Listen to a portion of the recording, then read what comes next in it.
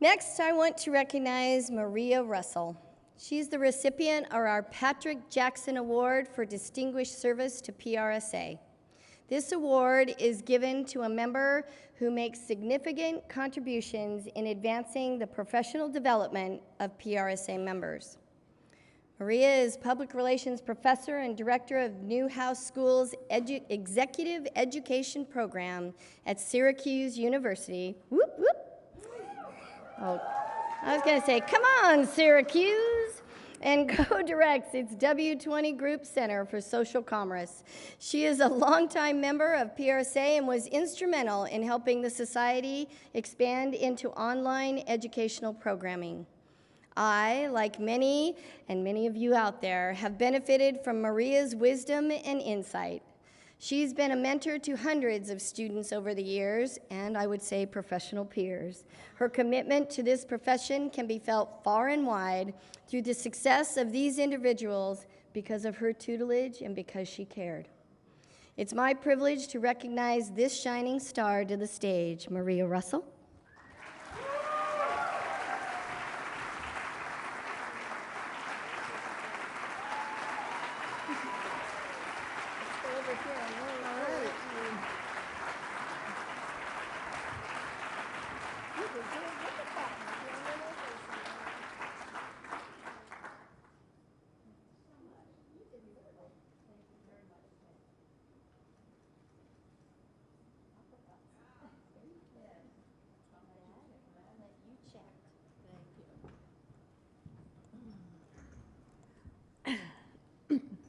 Well, thank you very much, Jane.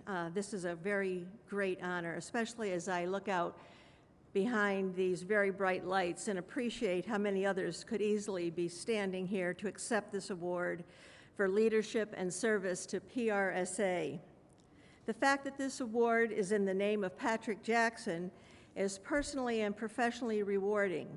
Pat was a great friend and mentor to me and to so many others here. I must thank Honors and Awards Committee and those who wrote on my behalf, including the leaders of the PRSA College of Fellows.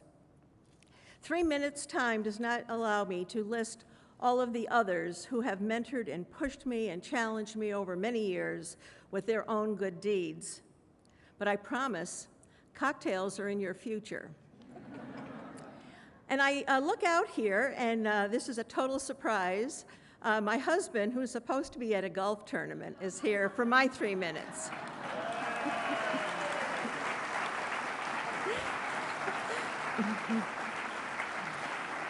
Thank you.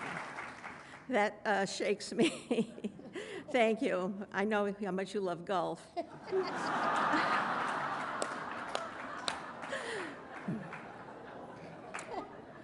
I do thank PRSA, which has given me so many opportunities to connect, to learn, to lead, and to serve with incredible students, peers, role models, and thought leaders. By the way, PRSA, happy 70th anniversary. I've been teaching our Intro to Public Relations course for 30 years, and is one of two of my favorite courses because it gives me the opportunity to guide wide-eyed freshmen and sophomores from their early and vague concepts of public relations as image building or damage control or cool opportunities to hang out with celebrities. They come to see public relations as a management function that builds and maintains relationships with the individuals and the groups who can bring an organization to success or bring it to failure. A few weeks into the semester, the schedule calls for the historic evolution of public relations. Predictably, eyes glaze over, and I know what they are thinking. Why should I care about a bunch of dead white guys? It's a good question asked by many next generations. For current students, and even for many in this room, I suppose Pat Jackson, who passed away much too early in 2001, can be counted among those dead white guys. But for me and many others in the room, Pat was the inspirational servant leader who, like other public relations pioneers, helped in that evolution, raising our sites from publicists to professionals, from image makers to counselors to top management, and to change agents in and for society. Pat, while not a faculty member, was a true educator. Our 2018 national chair, my Syracuse friend and colleague, Tony D'Angelo, once referred to Pat as the Johnny Appleseed of public relations. When Pat was president of PRSA, he gave 250 speeches in 1 year, visiting chapters, districts, sections, and many national forums to advocate for public relations as an agent of behavioral change. This was new, this was transformative, this was evolutionary. Pat also pushed the society beyond a bunch of white guys, and he was often a co-conspirator with our first national woman president, Betsy Ann Plank, to whom we owe PRSA, the Plank Center at the University of Alabama, and so many other innovations.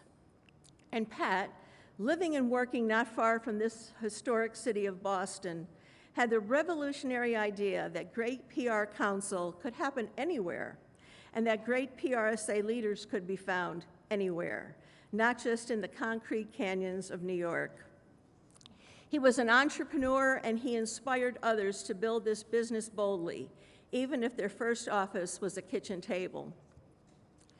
Our early pioneers, Ivy Ledbetter-Lee, Edward Bernays, Arthur Page, Clem Whitaker, Rex Harlow, Harold Burson, Dan Edelman, Al Golan, Ophir Dukes, and Pat Jackson, to name a very few, were not always right and did not claim to be, but they were bold enough in their times to take small, often experimental steps to move this profession down new paths.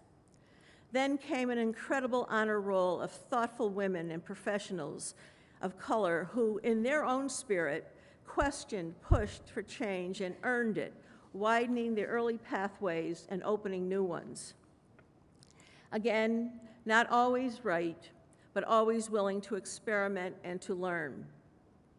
And in our classrooms sit the future of this profession, who are so bright and so earnest, and who are asking all the right questions about ethical practices, globalization, truth and accuracy, diversity and inclusiveness, embarking, I hope, on their own commitment to lifelong learning. So I do not apologize for that lecture on the historical evolution of public relations. The old adage is true: those who do not study history are bound to repeat it. Thank you, Pat Jackson.